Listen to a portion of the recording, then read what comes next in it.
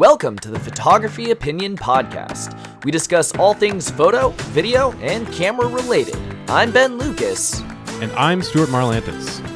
And this is Photo Op.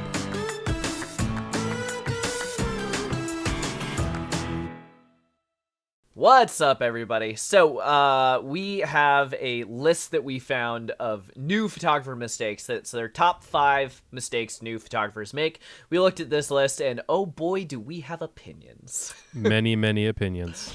So we're going to redo their list, give our opinions, and then I've got a list of 5 on my own that I would add to it, and then and so do I. Stuart. Yeah, so today it is 15 mistakes that new photographers make. All right, so starting with their list, not knowing your camera, not knowing like what functions it has, where the buttons are.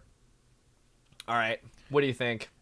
There is a common parlance on the internet, RTFM, and I'm not going to spell that out for you entirely, but basically read your manual, read your camera manual. This is flippin' manual. Yeah, this is the first thing that you should do. You take your shiny new camera out of the box, and there's this unfortunately kind of thick-looking little book that it comes with that is the manual of all the things that the camera can do and how to do them. That is the first thing you should do, is read that manual and read it again and probably read it again and test things on your camera as you're reading it and get familiar with it. Absolutely. So, yeah, certainly. I that's, you know, it's very easy to get caught up in the shiny. You know, I want to play with the shiny, and I'm going to ignore the boring book that came with it that's seemingly unimportant. That's so easy to get trapped into, and you definitely should not. Unless you're buying the exact same model of camera that you already have, that you're already familiar with, you should be opening that book and get studying. Absolutely. So I think the 2 more things that I would add to this mistake is 1, hell yes, learn your camera. But the thing is not just the functions and like where the gyroscopic level and stuff is, but do you know how to change ISO and aperture and shutter speed? Do you know where those buttons are? And do you know if you're at F2 and you have to change to F11, how many stops is that to flip the other way on shutter speed and ISO? By the way, for those of you at home, that's 4. 4 stops, 2, 8, 4, 5, 6, 8, 11. 4 stops, you can count them. Yeah, these are the things that I had to learn in school. You have to be very technical. Do you have to shoot manual all the time? No, but you need to be able to. Step 1 is absolutely learn your camera, learn what it can do. That means learning what lens focal length is and does. That means learning what shutter speed and ISO are and what they do. It means learning everything about the technical tool that you have in your hand. Exactly. Not just the menu. Yeah, there's a lot of, just like learning almost any subject, you learn a lot of the theory before you can put it into practice and before you can lean on existing tools to help you. So, you know, we all went through, all went through school, all learned how to, you know, calculate things by hand, and then the common thing that you hear from kids is, well, but we have calculators. Why do we need to know any of this stuff? Hey, well, when we were growing up, they said, you're not going to have a calculator in your pocket. Yes, I do. That's true, yeah. But that aside, it is a good thing to know the theory, to know the base level of knowledge before you rely on the automated tools. It's good to know how to shoot on the M of the dial before you shoot on the P or the A or whatever you have. Professional. Yeah, exactly. Before you use the automated settings. Those are great, and definitely there's no shame in using them, but know how to shoot manual before you lean on them too much. All right, so the next one on their list is choosing the wrong lens. And specifically, they were making the example of using a wide-angle lens when you should be using a telephoto for portraits, that type of thing. I mean, is any lens a wrong lens? That's kind of my opinion on that. Here's what I think about it. It's not necessarily that you're choosing the wrong lens. Like, I think that most new photographers, the mistake that they actually make is including too much in the frame.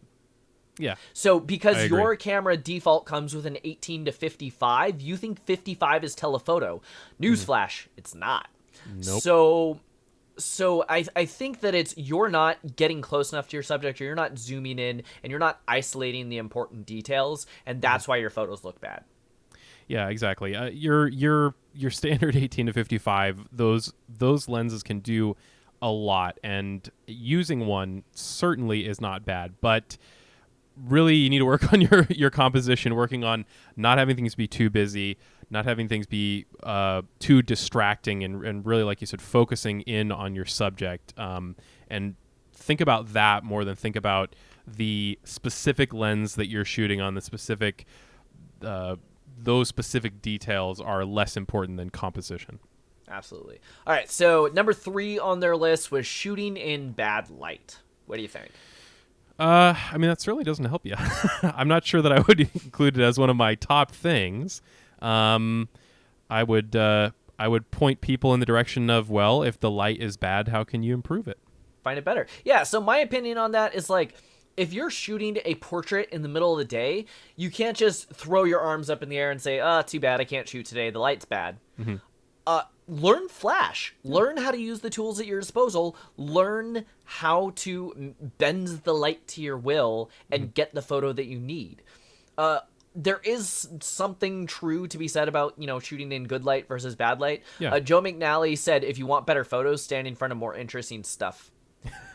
Fair enough. Yeah. A landscape at noon is never going to look as good as a landscape at sunset. Mm-hmm, I mean, if you shoot landscapes, that's 101 right there. And if you just sprung all this money on a camera and you can't afford a flash, fine. Get a white piece of paper or white like a whiteboard, or if you can, maybe a little bit more money, but still not as much of as a flash. Get a reflector. Get something to help learn how to light things. Don't just give up because it's high noon. What I did when I first got started was I actually went to my local auto parts store and I got for $10 a window shield screen to protect you from the sun. Perfect. And I used that for like a year. Is it technically color accurate? No. Is it super awkward to hold and make you look ghetto? Yes. Did it work? Heck yes, it did. Yeah, or at the very least, it works for learning, and that will get you on the path to figuring out what exactly you need. It's not always good to just run out and buy a bunch of stuff when you can experiment with some cheaper options first and point you in a better direction from that point onward. All right. So number 4, they had not using the rule of thirds. For those of us who are unfamiliar with rule of thirds, Stuart, what is rule of thirds? The rule of thirds is basically you shoot your subject in a photo on a grid, which basically cuts if you're looking at a photo, imagine cutting it 2 times vertically and 2 times horizontally, so that there are 3 columns and 3 rows. That is the rule of thirds. So in theory, you're putting your subject on one of those lines or at the intersection of those lines instead of keeping them like purely centered or off to one side or whatever. Using that those lines is the rule of thirds because they are thirds of the frame. That's exactly what the rule of thirds are. Couldn't have said it better myself. So I mean, rule of thirds are great. If you don't know composition, absolutely use the rule of thirds. My opinion on this is that you need to learn the rules before you're allowed to break them. If you are Wes Anderson and he loves putting things smack dab in the center and making everything as symmetrical as possible, you're Wes Anderson. You can get away with that. But until you know why you're breaking the rule for a specific purpose, don't. Agreed. Yeah. Learning composition in general, the rule of thirds is just an aspect of composition. Like, focus on learning all of that instead of just saying, well, I know the rule of thirds, so I can frame anything. The rule of thirds is a great starting point, yeah, but it is tip of the iceberg. Exactly. And their last tip was only shooting in JPEG. Yeah, so, I mean, certainly there are huge advantages, which we're planning on talking about at some point, to... I think that should be our next episode. What do you think? Maybe so. Maybe we should talk about JPEG versus RAW. JPEG versus RAW. Let's do it. Okay. I'm up for that. So, Shooting JPEG only. I certainly wouldn't recommend shooting JPEG only the vast majority of the time, if not all the time. But that's probably not what I would go with as one of the 5 biggest mistakes I Yeah, would no. choose. There are a lot of bigger mistakes that you can make, but Yeah. I mean, this list was written by a rando on the internet. What do you know? So I think the biggest trap into like shooting JPEG only is the I can fix it in post mentality of like, if you shoot in JPEG, you have less options to fix it in post. But if you're shooting RAW so that you can fix it in post, and you're using that as a crutch, and you're not going to be able to learn. Yeah, that's the bigger trap. Just saying, I'm not going to work on this. I'm just going to fix it later. That is a huge pitfall that you can get stuck in. And shooting JPEG only, while it's probably not the best thing ever, it's certainly not as bad as just the mentality of, it's close enough. I'll fix it Right. later. Right. Yeah, whenever someone's like, oh yeah, that extension cord, you can fix it in post. You just grab the clone tool and circle it around and do that. I'm like, or you could just pull the thing out of the wall. Or you could just move Yeah, it. if you have the fix it in post mentality, it makes my screen crawl, and you need to learn your craft before you just, like, technology will save me. Anyway, that's my opinion on that.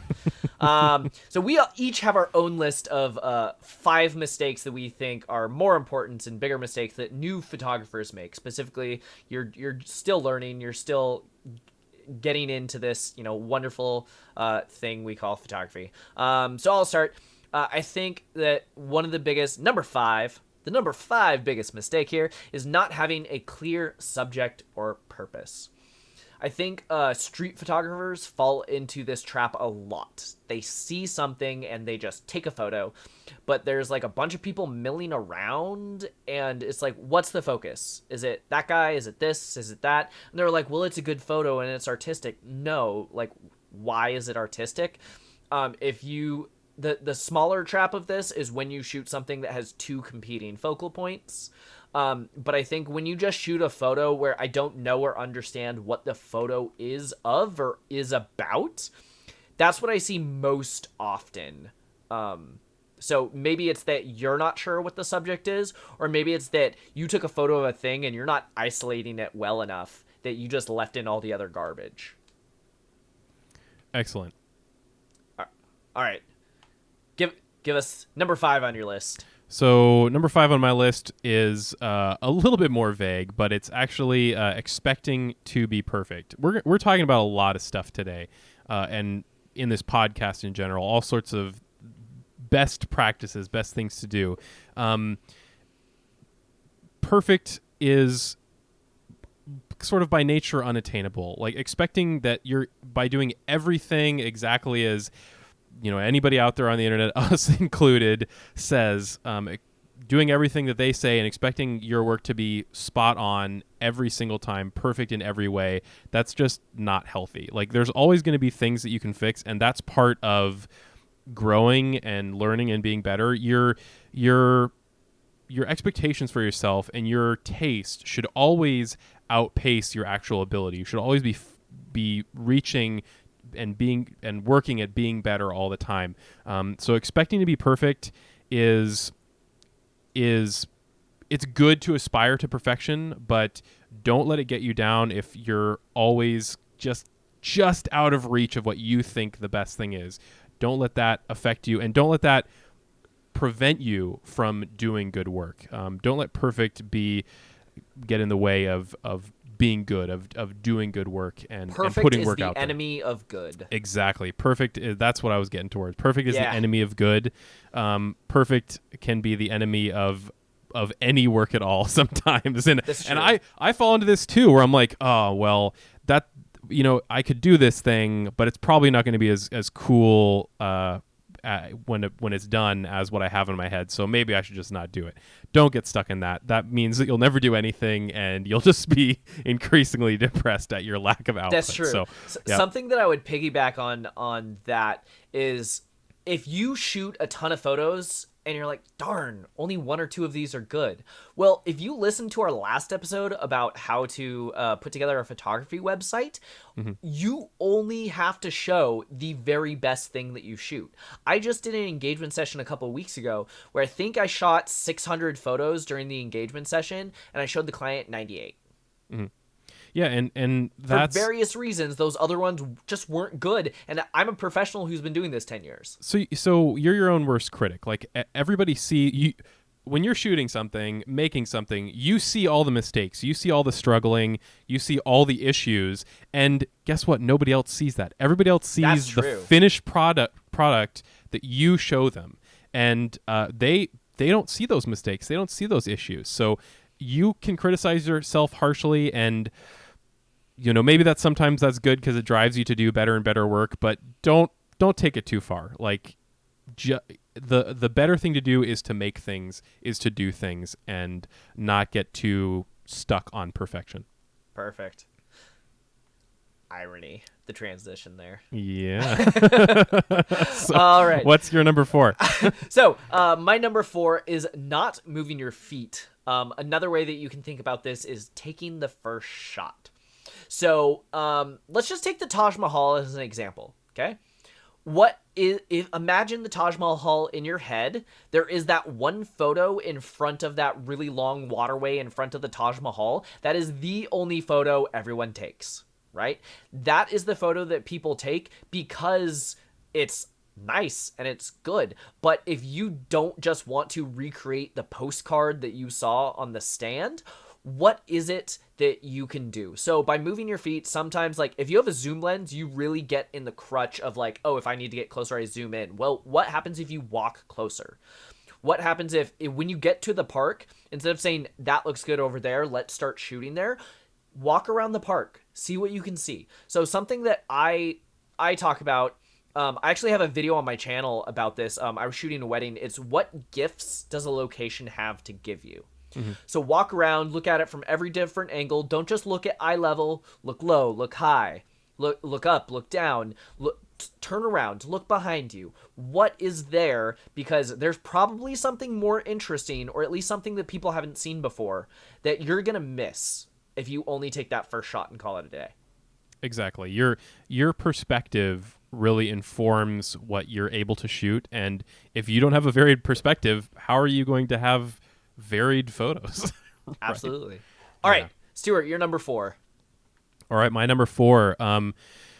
Well, in a sentence, it's only using shallow depth of field, or in addition, only using Dutch angles, or getting stuck in those sort of compositional ideas. You guys are getting a freebie tip right there. That's 2. Yeah, that's kind of 2 in 1. So shallow depth of field, right? It's so, I remember getting my first Nifty 50, having that 1.8 to play with, and when you move from a 5.6 to a 1.8, your eyes get opened. Oh, right? boy. Oh, boy. Or at least mine was a 1.8. Some people get 1.4s or whatever. Rich people start on 1.4s. But anyway, mine was a 1.8. And it was so exciting that I could finally blur everything out behind my subject. And I wanted to just shoot wide open all the time. I thought that was super cool.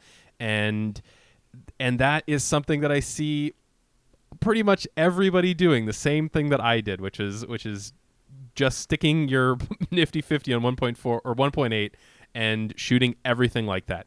And sure, that is a great tool to have available to you. Having that shallow depth of field, if it is legitimately a considered part of your composition, that is a great tool. But if you shoot everything that way, all of a sudden all your work starts to look really samey and really identical and really uninteresting because you're shooting everything the exact same way. Also really blurry and out of focus. Yeah, and often people can't nail focus on that. So yeah, be careful. The shallower your depth of field, the harder it gets to get everything perfectly in focus that you want. The other cliche that you mentioned, though, is Dutch angles. Dutch angles. So what is a Dutch angle? So a Dutch angle is basically a tilt. Like your horizon is not level. You've got a substantial tilt on your horizon in theory, to well, like any composition, Here, I'll to just bring tilt my webcam for those of you. yeah, to bring attention. I have now Dutch angled my webcam for those There of you you go. looking on YouTube. There's a Dutch angle. Tilting your horizon to if it's used perfectly to help inform your composition, to help tell the story you're trying to tell. A lot of people see that and they think, oh, that looks really different or edgy or cool or uneasy, and they really want to stick with shooting Dutch angles, or horror of horrors, shooting Dutch angles with a shallow depth of field all the time. So that yeah, would be just the the Dutch worst. angle thing specifically. So that actually comes from a filmmaking technique, It and does. the Dutch angle is used to create a sense of unease Mm-hmm. and tension, and so it's used to great effect in movies like Blade Runner and like these older, like intense Mm-hmm. a lot of the like sci-fi dystopian movies. Dutch angles are perfect because you see that Thrillers, drama that and kind of tension, stuff. and it makes you feel uncomfortable looking at that frame. Mm-hmm. And then I see wedding photographers shoot with Dutch angles, and the thing is, like, they're not getting exactly. So that is the thing, which actually that segues perfectly into my next one. Perfect. So my number 3 tip is not learning composition. So I'm not just talking, this is like rule of thirds to the extreme type thing, but it's not just learning a rule. So the thing is, every rule can be broken, and there are consequences to breaking that rule, which may be a good thing or a bad thing.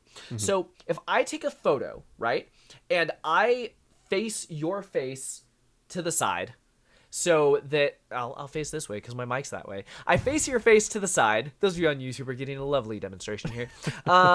And so if I put my face really close to the edge of the frame, so all of the headroom is behind me, well, that makes it feel like uneasy and tension, and it makes it feel claustrophobic, like I don't have anywhere to go. Usually you want to put space in front of the nose so that you have that extra space and breathing room and ease. Well, have the thing negative is, space. if you break that rule because you're trying to get the viewer to get that feeling of unease and tension or sorrow or claustrophobia, then you can do that, but by not knowing the rule and then breaking it, you are unintentionally causing that like discomfort in the viewer. So every single rule has has extremes, right? Shallow depth of field, f2 versus f64. Everything's in focus front to back. They both have their purposes, and you need to learn what each one does psychologically when people are looking at the photo and what effect or feeling it creates. So that way you know when to create the effect or feeling. Yeah, you don't want your wedding to seem uneasy, so don't shoot Dutch Yeah. angles. So yeah, if you don't know, rule of thirds is the very first photo rule that most people learn because it just helps immediately right off the bat. But there are so many more composition considerations, way more than we can talk about today. But not learning all of those considerations and being able to put into practice to get the effect that you want, I think that's a huge mistake. Huge. All right, so give us your number 3. Number 3, oversaturating your colors, and Oh, kind we of all did this. kind of overprocessing in general. So oversaturating, over using the clarity slider in Lightroom. I think when you're a new photographer and you learn the term HDR, you just immediately HDR. HDR everything. Oh man. So I get it. Like I get it. You fire up Lightroom for the first time and you start moving things around. You start moving that saturation slider, that clarity slider, and you're like, wow, that like pops off my screen. That is amazing. Like I want everything to look like that. You think that, but you really don't. You don't. No, you don't. This landscape behind me, landscapes look good, poppy and saturated, but if you drag that way too much where like the blue is just neon off the charts, it doesn't look real anymore. It doesn't look lovely. It looks like a bad photo. If you want your photo to look fake, to look like a painting or like a to just look really like an alien world, then maybe you want to oversaturate a little bit. But less is more with these kind of things. Like if you're trying to represent reality, really represent reality. I know that oversaturated stuff, over clarified stuff gets a lot of response from the general public. The general public doesn't have the information, doesn't have the education that you do when you're shooting a photo, and they just see something really vibrant and pretty on their phone screen, and they think they hit like, and they don't think any more about it. If you're trying to really be considerate in your editing, and be considerate in editing that will attract clients to shoot what you want to shoot, then really think about how you're using saturation and clarity. Really think about when you need to use HDR, when that's a tool that is actually worth your time, and proceed accordingly. Oversaturation, I did it. I did horrible HDRs. I did tons of horrible saturation.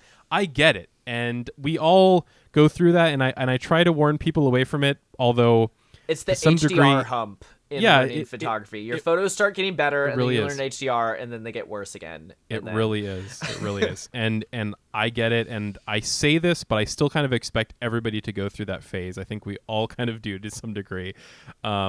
That being said, you can lessen that phase a little bit if you listen to what we're saying today, and really try to ease back on that a little bit. I think in the just kind of like over processing, something that I see a ton in a lot of the practice photography groups that I'm a part of, are when people just over process the heck out of like a portrait photo, so the skin tone no longer looks like skin.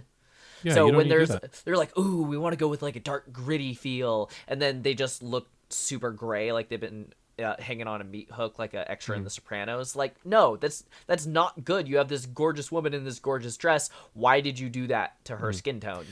Like the composition stuff, the editing tools you have available to you, it's good to know how far you can push it. It's good to know the tools that you have available so that you know when to not push it too far.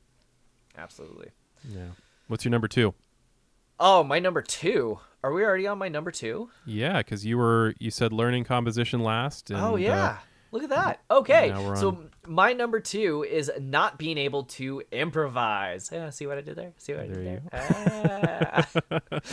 there? Yeah, but so what I really think is, like, you go into a photo shoot with a plan, right? And then that plan doesn't work. So what are you going to do? Are you going to tell your client, oh, I'm sorry, it didn't work, we'll have to reschedule, or I give up. Or I give up, I'm going to make excuses? No.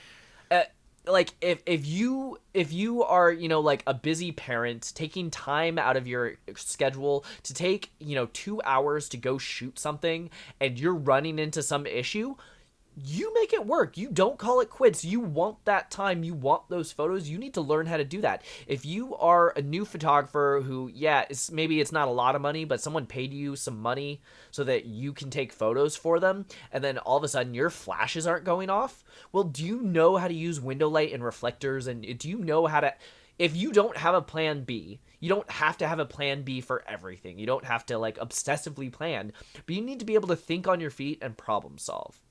So I really think that, like, being a photographer, especially like a portrait photographers are like 10% technician and like 90% therapist. Like, you just need to get that out of your client. But the thing is, like, you come up with a plan, and then that plan goes to garbage, and then you need to come up with a new plan. So if you don't know your tools, and you can't improvise, and you can't think on your feet, and you don't have another, maybe it's not exactly what you had in mind, but if you don't have another way of getting that photo that you need to get, I think that's a huge mistake. So it's like in Photoshop, whenever I see anyone ask, like, how do you do XYZ in Photoshop? Well, I'll see people say, oh, use the clone tool, use the healing tool, use frequency separation, use skin plugin. These are all these different things you can do. Great. You now have a whole handful of tools. So when when your plan A doesn't work, you have a plan B. So yeah, I think the biggest mistake is learning one thing, and then when that thing doesn't work, just throwing up your hands and giving up. Learn multiple ways to do everything, because not everything is the correct way in every situation. Definitely. Keep moving forward. It's, sometimes it really, when I think about improvisation, sometimes some of the best stuff that I've shot was because of improvisation. It was because my original plan didn't work out and I was forced to do something different and creative and interesting, and it led to something so great that it wouldn't have otherwise. So really take improvisation as a blessing, as something that you can use to make the situation, make the project, make the photo even better than it could have been. Absolutely. No, that is so true, because sometimes, especially if you're a new photographer, your plan might be terrible. Yeah. So when that plan doesn't work and you're forced to come up with a new one, you're probably coming up with something better. Yeah, I still have terrible plans, so if you can make me improvise, great. It's probably better than what I had in mind. All right, so let's see. What do you have number 2 on your list? Number 2. Speaking of improvisation, using new gear on an important shoot. This will lead you to have to improvise, because invariably your new gear will fail, or you will not know exactly how to use it in the correct way. Yeah, for this well, very we talked important about shoot. like knowing your camera. If you have something, if someone's paying you money, or you have something that can't be replicated, if you have something really important, don't rent it the day of. Rent it a couple days before. Rent it a week before. Read the manual. Learn how to use that thing before. Yeah. Test it. God. Do a dry Oh run. my God. Do another dry run, and then do another dry run. Like, make sure that this thing is going to work exactly how you expect when you're out there shooting, and when the chips are on the table, the cards are on the table. Excuse me. To get the chips, you put the cards on the table. Make sure that everything is dialed in and tested and ready to go. Absolutely so that you nothing don't have that embarrassing feels worse than being on set and being like, oh, this thing is broken, and then like, oh, that switch right there, you didn't have it on. Yeah. Or worse, you're that guy who's like, oh, it's not working. I don't know why. I don't know. You look really unprofessional. You do. It's not you good. Do. And, sorry, go ahead. Oh, yeah, I was just going to say, like, when something breaks on my end, I have a mental time limit in my head of just, like, I'm chit-chatting with them, and I'll just be like, yeah, so have you seen any good movies this weekend? And if we get through that 30-second conversation and I haven't fixed it, I'm throwing that back into my gear bag and I'm going with my plan B. If I can't fix it before that awkward small talk window becomes into a much larger awkward small talk, like, no. Plan B. Like you have to improvise. Improvise. Look at that.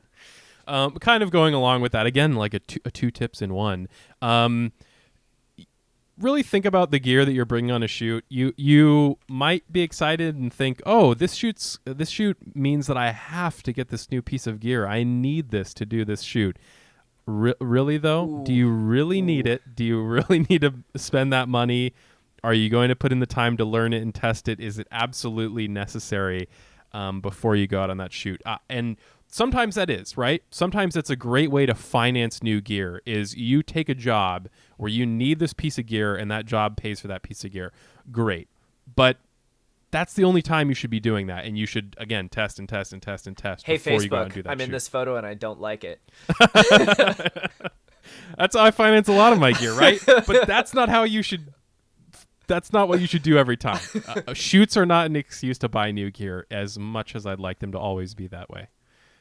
Yeah, no. My favorite clip ever, which if you just go onto YouTube and search "I have a 5D," you will find the most amazing clip from the show Veep of him being like, "Yeah, well, I have a 5D, but do you need it? Do you? Yeah, but I have one. Okay."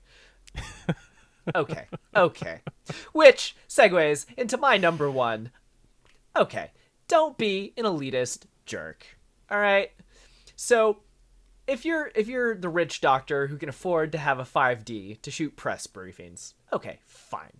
But we all get into this hobby of photography because we love it and we're learning together, and we want to share tips. I just had someone the other day post on their Facebook, what camera should I get? And so someone actually tagged me in this because they're like, hey, professional photographer, what camera should this person get? But by the time I saw it, it already had over 30 comments. One person said, get DSLR. I hear that's a good one. Oh, it hurts my soul on a deep level. Other people are saying definitely get Nikon, everything else is garbage. Other people are saying definitely get Canon, everything else is garbage. And then other people are like, oh, you should get a mirrorless, everything else is garbage. Like, oh man, people in this community, I mean, this is an opinion podcast, we have opinions, but doesn't everyone have opinions? And some people are just so elitist about it and so toxic about it. My opinion on all of that stuff is like, cool, what did you do with it? Yeah, so here's my perspective on that. The gear that works for you isn't necessarily the gear that works for somebody else or is best for their situation or how they think or how they shoot or what they shoot. If a Canon works for you and a Sony works for me, which is how it currently is, great, cool, that works for us, excellent. Awesome. If a Panasonic works for you, excellent. Which will actually probably be my next camera. I need a good B camera for doing video work, and it'll probably be a Panasonic because that's what I researched and that's what works for me. Yeah, granted, some cameras are better at certain things than others. But it ultimately doesn't matter, right? At the end of the day, are you making good things? Are you making cool pictures? Are you doing interesting work? Awesome. Guess what doesn't matter? The logo that's on your camera. Who cares? That doesn't matter. Something else about not being an elitist jerk. When someone asks for advice, don't be mean about it or like condescending or anything. Yeah. Like, we're all at different levels. We were all beginners once. Mm-hmm. Something else is like, I made the joke earlier, P for professional, right? But like there's also people that are like, well, if you're not shooting in manual, like, what are you even doing? You're not a real photographer. Don't be that guy. I think everyone should know how to shoot in manual because then they know what their camera can do, and then they can constantly choose to use one of the automatic modes that works for them in that situation. Don't be a jerk about it. I think the other thing that people do is they're like, oh, well, I'm a natural light photographer, therefore I'm better than you. I'm like, well, I'm an available light photographer, which means I use any light I have available, including the ones in my bag. Yeah. You might be really proud of your setup, your style, your particular gear, and that's cool. Show that through the things that you're making and not through the words that you spew on Facebook to try to impress everybody. It's not going to do what you think it does. It is not. So that is my absolute number one tip for newbies. Don't be a jerk. What is your number one tip? My number one tip is don't spend too much time learning and not enough time doing. So what you're doing right now is bad. Don't learn from us. Stop right now. Stop listening and go shoot something. What are you doing here? Don't do this.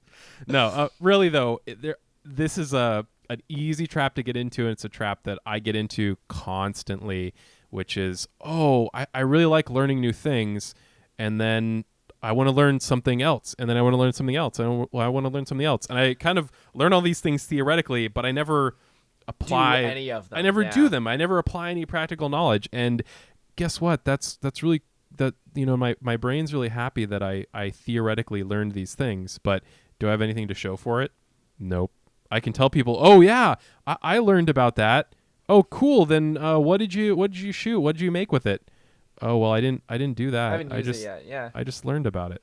I learning is good, and you should have a basis of learning, right? For sure. We've repeated this many times. Learn the rules. Learn then do. Learn and then do, but don't learn and then just keep learning and never do anything. You will learn by doing. Trust me, you'll learn by making mistakes. I think how people fall into that trap is like, they'll get an online course or they'll look up a YouTube tutorial or whatever, and they'll be like, wow, that's really cool. And then what you should do when you're done with that is you should stop. Yep. And you should go internalize the thing that you just learned, whether it's a new Photoshop technique or a thing that you can do with your camera. But what people do is they just go down the rabbit hole and they Netflix binge all of that content, but you don't learn that way. You learn by taking the time to break and think about it and internalize it and practice it. Yeah, learn it and then learn something and then apply it and keep applying it. And when you reach an endpoint when you reach something where you're like, well, I don't know how to do that. How do I do that? Then I've done all of these things, but there's this other thing or this other aspect or this other project, this other style that I really like. How do I do that? That's the time to break out the books, break out the YouTube videos, and learn the next thing so that you can keep building and keep building. It should be step by step by step, and not just I learned all the things and then it never resulted in anything useful. That's true. So those are our 15 tips, 5 if you include the article, 5 from me, and 5 from Stuart, that new photographers make when they are just starting off and learning. So we really do hope that you find this useful. If you learned something, stop this video right now and do it. No, so I'm Ben Lucas. If you want to find me on the socials, I'm at Nom Creative. That is NOM Creative, as in nom nom. And Stuart, where can people find you? I'm not creative, so everything around me is based on my name, which is just Stuart Marlantis. I've got the socials, and I have the websites and all of that fun stuff, which will be in the show notes. The websites, absolutely. And the websites. If you want to check out our website, please do so. It is Photo Op Show. That is photo-op.show. Yep. And all the information and emails and socials will be there. So yep. Our email is hello@photo-op.show, and that'll be in the show notes. Absolutely. So I think we mentioned earlier in this episode when they were talking about only shooting JPEG that our next video should be RAW versus JPEG. I think it's time. RAW versus JPEG. It's time. We are going to throw down. Oh, yeah. Oh, yes. All right. So stay tuned for that next time. Thanks for watching and listening. My name's Ron Burgundy.